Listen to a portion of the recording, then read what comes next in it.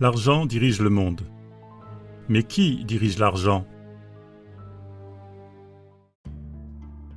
Tout le monde aspire après l'argent. Pour cela, on va travailler, on veut en avoir toujours plus et en posséder. Une grande partie de notre vie tourne autour de l'argent. Mais seulement un cercle restreint de personnes sait comment l'argent est fabriqué. Saviez-vous que pour chaque dette, il existe un actif monétaire équivalent? Par exemple, selon l'administration de la République fédérale, août 2011, chaque citoyen suisse a 30 000 francs suisses de dette publique.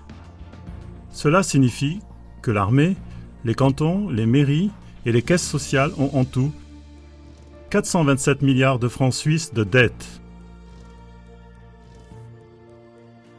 Et c'est aux citoyens de se porter garant de ces dettes. De façon indirecte, vous êtes le débiteur et ainsi responsable pour le remboursement et surtout pour le remboursement des intérêts. Vous payez les intérêts par le biais des impôts, des taxes, des redevances, des intérêts sur les dettes, des frais de recouvrement et des amendes. Saviez-vous que pour chaque produit que vous achetez, vous payez indirectement des intérêts? Car le producteur reporte dans les prix qu'il applique les dépenses d'intérêt de la dette d'entreprise qu'il a lui-même envers la banque. Par exemple, en Allemagne, les intérêts représentent 12% pour les poubelles et 38% pour l'électricité et presque 80% pour la construction d'immeubles sociaux. Saviez-vous, par exemple, que l'Allemagne doit prélever 25% des revenus d'impôts pour payer les intérêts des crédits faits ultérieurement? Est-ce que vous réalisez que le crédit et les intérêts qui en résultent influencent votre vie beaucoup plus que vous ne l'imaginiez, et cela même si vous n'avez pas souscrit de crédit personnel? Quelques aspects importants au sujet de l'argent. L'opinion publique dit « Laissez votre argent travailler ». La vérité est que l'argent ne travaille pas. Il n'y a que les hommes et les machines qui savent travailler. L'opinion publique dit « Le pouvoir provient du peuple ». La vérité est que tout pouvoir provient de l'argent.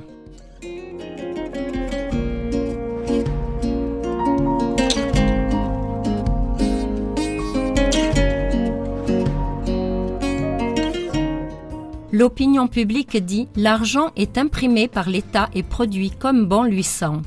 Mais la vérité est que seulement 2% de l'argent en circulation est de la monnaie et des billets créés par l'État. D'où proviennent les 98% du solde de l'argent? Réponse: l'argent provient exclusivement des crédits.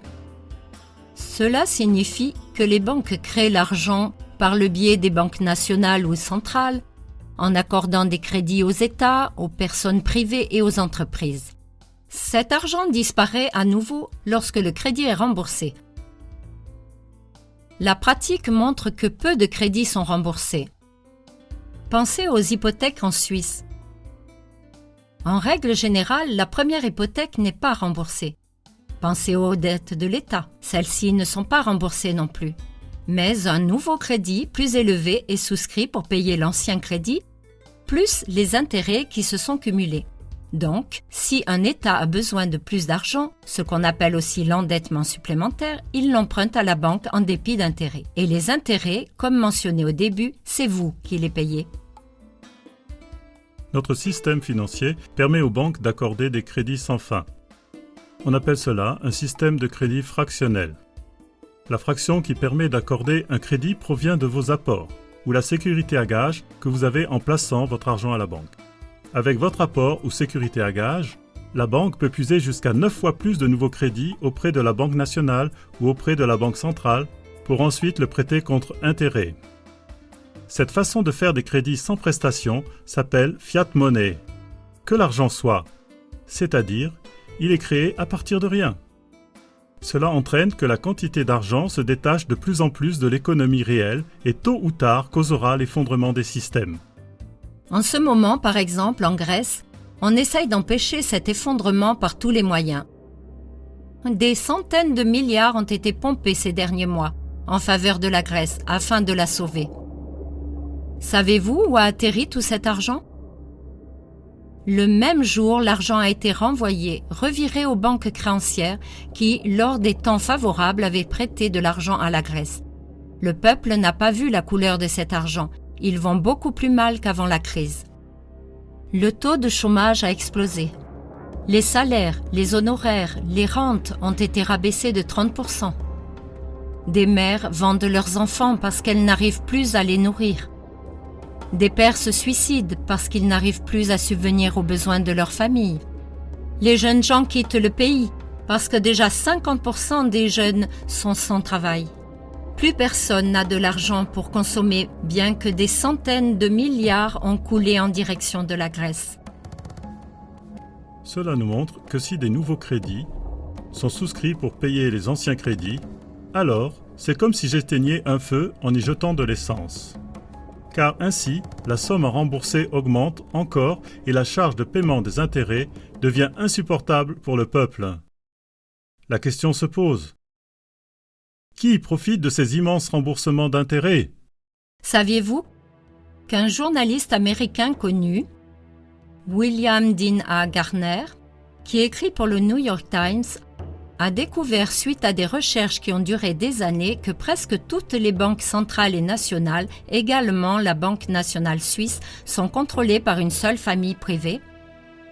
Saviez-vous que la plus grande banque centrale, la Federal Reserve Bank, est une entreprise indépendante et incontrôlable qui appartient à 8 familles privées? Saviez-vous que presque l'intégralité de toutes les réserves d'argent est déposée auprès de ces familles? Saviez-vous qu'une grande partie de tous les paiements d'intérêts mondiaux aboutissent à ces familles? Face à la richesse de ces gens qui installent et destituent des présidents, qui déclenchent des guerres, qui financent des coups d'État en restant toujours à l'arrière-plan, face à eux, le milliardaire Bill Gates apparaît comme quelqu'un qui reçoit l'aumône. Si c'est ainsi, alors qui a essayé de briser la dominante de ces familles régnantes? Un président américain du nom de John F. Kennedy décida d'enlever à la Federal Reserve Bank le droit de créer de l'argent à partir de rien. Il voulait remettre la gestion des crédits à l'État. Il a payé de sa vie cette tentative. Le président Lyndon B. Johnson a annulé ce décret dès son investiture. Il a existé, et il existe encore, des banques centrales ou nationales qui ont refusé de se laisser contrôler par ces familles. À ce sujet, voici un article de la presse libre américaine. Quelques esprits éclairés disent que l'Iran est un des 3 pays restants dont la banque centrale n'est pas sous le contrôle de la famille Rothschild. Avant le 11 septembre 2001, il existait encore 7 banques centrales indépendantes. L'Afghanistan, l'Irak, le Soudan, la Libye, Cuba, la Corée du Nord et l'Iran. En 2003, l'Afghanistan et l'Irak ont été dévorés par la famille Rothschild et en 2011, l'indépendance du Soudan et de la Libye n'était plus qu'une histoire ancienne. À Benghazi, en Libye, pendant que le pays était en guerre, une banque centrale a été établie. Celle-ci se trouve sous le contrôle des Rothschild. D'une manière révélatrice, les États mentionnés avant ont la réputation d'être les forces du mal. Citation de l'ancien président américain George W. Bush. Peut-être qu'à présent, vous pouvez vous expliquer de façon plausible la guerre contre l'Afghanistan, l'Irak et le Soudan. L'invasion de la Libye, ainsi que les préparatifs pour une guerre contre l'Iran. L'histoire se répète. Les mêmes instigateurs, c'est-à-dire les familles citées plus haut, qui ont provoqué la Première et Deuxième Guerre mondiale, sont à nouveau en train de prendre des mesures préventives en préparant la guerre. Ces mesures préventives servent à ce que leur pouvoir monétaire sur les banques nationales ainsi que sur les banques privées soit absolument fortifié pour leur prochaine génération.